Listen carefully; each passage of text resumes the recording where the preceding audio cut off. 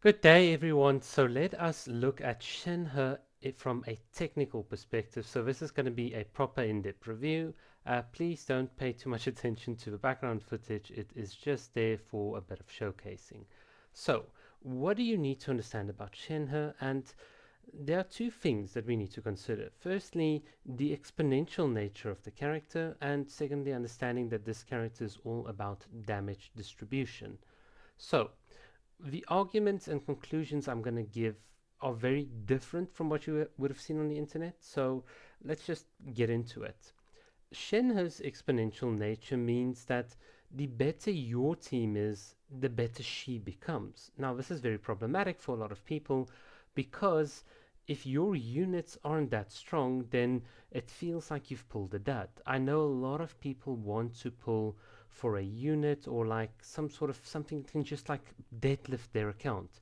Something like a Bennett, just instantly you press Q and suddenly all the enemies melt. I get it. I mean, I know a lot of people sort of value things in this way. They want the full value, they want it right now, otherwise, I'm going to skip for Yaimiko.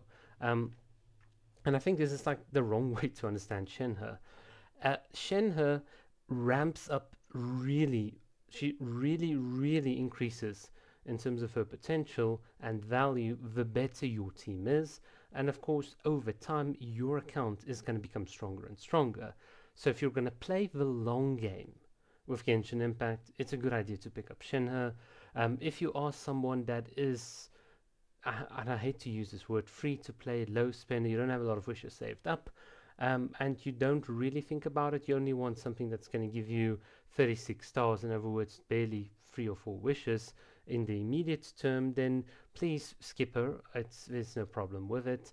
But please understand, as someone that's got a C6 R5 Triple Crown Ayaka, I can see Shenhe's full potential. I can see exactly what she brings. It's like literally having my Ayaka damage doubled. It's like having two Ayakas on the field, and sometimes even better than that.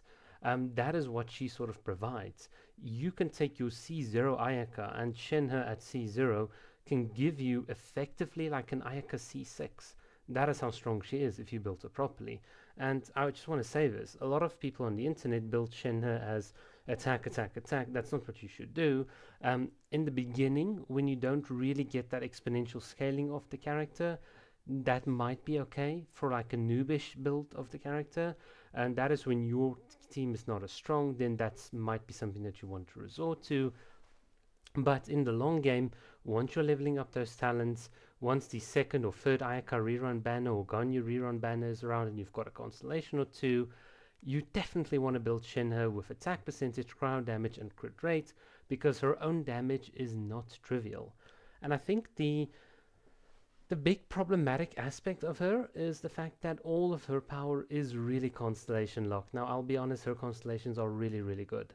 I think this is the first character that I've sort of seen um, that it. I understand people can't value her at C0 because your accounts are not as strong, but her constellations really complete her, and it just takes this exponential ramping that she provides to an insane level. Particularly the way in which her C6 maximizes her C4, and then you can like hit an E for like 65, 80, even I think I hit like on one of my tests like 95k, and this is without Bennett Kazuha, no swirls, no extra damage boost. This is just from stacking that Skyfrost mantra on her C4. It is just absolutely insane, and of course you've got to understand C2 is brilliant as well because now you've got like permanent freeze, like uptime with the character, which really works well if you use Kokomi. And then, of course, C1 is just really nice because now you've got double stacks on your quills, and you can then sort of fine tune the damage. So Shenhe, she ramps up and she gets insane with constellations. But the big thing about her is because of this exponential scaling, a lot of people are going to miss her value for the short term gain. So if that's what you want, so be it. But from my personal opinion, if I were someone, I'm going to try and get her on my alt account. I'm not going to spend a dime, of course. If I don't get her, tough luck. But if I do get her on my sort of low spending or free to play account, I can promise you she's going to be an investment for the future. Because here's the thing, Any cryo character that comes out from now on, she will work with. Anything in the future, she can work with. Whereas, where a lot of people think she's niche, but she's in fact not niche. She's future proof. And because your accounts are going to get better, you're going to see the actual potential of this character only later on. And that's why I would argue you should go for her. But that's just my perspective. Now, here's the second thing that we need to talk about, and that is damage distribution. Right, everyone, so in the second part, let us talk about Shenhe's ultimate talent. This is what makes her so unique as a character, and that is the fact that she controls the distribution of your team's damage. So what do I mean by that? With her Icy Calls, you can decide what you want to buff, when you want to buff it, so you can front load damage. In other words, you can put it all onto an Ayaka Q, you can backload damage. So for instance, you could use your gun, use E, then a charge shot, then go to her ultimate, and then backload it onto the icicles falling. You can do whatever. This is what Shenhe is so powerful for, and this is what a lot of people are missing. In very many creative ways, you can play Shenhe with almost any type of rotation, because of the fact that she allows you to stack damage on command. So you see, this is the problem in Genshin. Everyone, including Tenten, Kaching Mains, and all these people, will tell you, you've got to use your Bennett Burst, then your Xiongling Q, and then you got to go do this ability in this order at this time, and we call it a rotation. So you use your abilities in a specific order, in a specific way, according to how someone else wants you to use it. And the problem is, it works great if the enemy just stands still and allows you to do it. But with the dynamic way in which the game is interacting, enemies floating around, not giving you a chance to do this, energy's just sapping your elemental burst, and well, there's your rotation gone. A character like Shen is really, really good, because what it now allows you to do is on demand change your battle plan, because you can deal the damage as and when you need.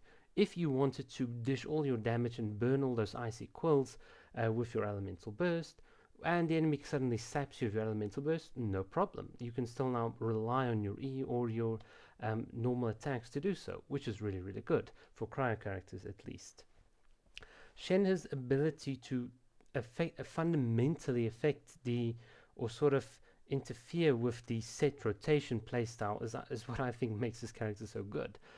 She literally has a new mechanic, a fresh mechanic that like upsets the typical gameplay loops, and for that I honestly give her a 10 out of 10. That's what makes this character so valuable.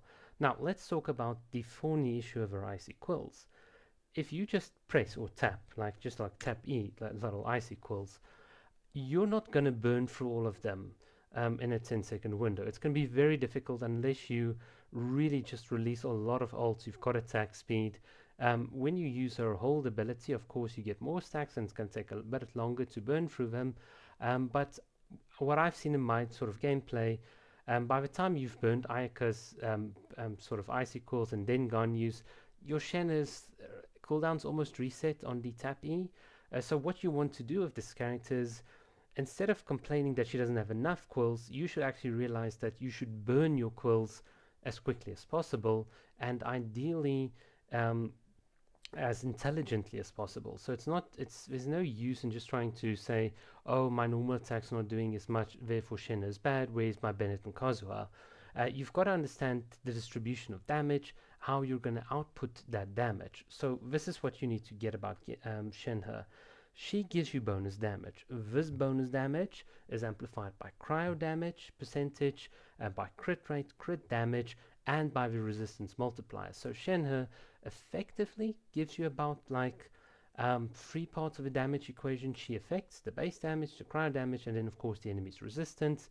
If you've got like C2 Shenhe, then she obviously affects the crit rate of the crit damage as well, which is really, really cool. So in effect, Shenhe can affect 3 or 4 parts of the damage equation, and that's what ultimately multiplies out to give her a lot of damage. Now added on top of this is the fact that her passive talent gives additional damage whether depending on whether you tapped or held. So you can either boost your elemental damage or your elemental burst or normal attacks, etc. But what all of this means is, Shenhe, if you look at something like Kazuha, you'd be like, yeah, Kazuha swirls, Viridescent Venom reset, 40% resistance. Shenhe can't do that. But people forget that there's all these different parts of the damage equation that you need to take into account, and hence I come back to this idea of damage distribution. If you play Shenhe properly, if you time her properly, if you use her abilities when you should do do so optimally, then this character is going to hit way harder than Kazuha or Bennett can hit. That is her purpose. Her purpose is to be the VV or Viridescent Veneer Shredder for Cryo. She's supposed to be the one and only niche support for cryo damage, and she does it really well. And I think, and I just want to caution you, you've got to play her at her skill ceiling. If you don't play this character at her absolute skill ceiling, she's not going to have as much value, and hence why I think people are not going to appreciate her. She's an incredible character, and honestly, we're going to dig into this more with more videos coming. But hopefully, you guys get it. You guys understand now that this character ramps up exponentially, and if you play her at her skill ceiling, you are just going to slap incredibly hard. It's not a character to skip, in my opinion, but that's it. People are free to do as they wish. Yes, there is a disparity between C0 and C6, but honestly, I think her C0 is fine. I have tested it, I've played it out, and it is good. It can be disgusting. It is really, really, really good. But yeah, tell me what you guys think in the comments down below. Cheers.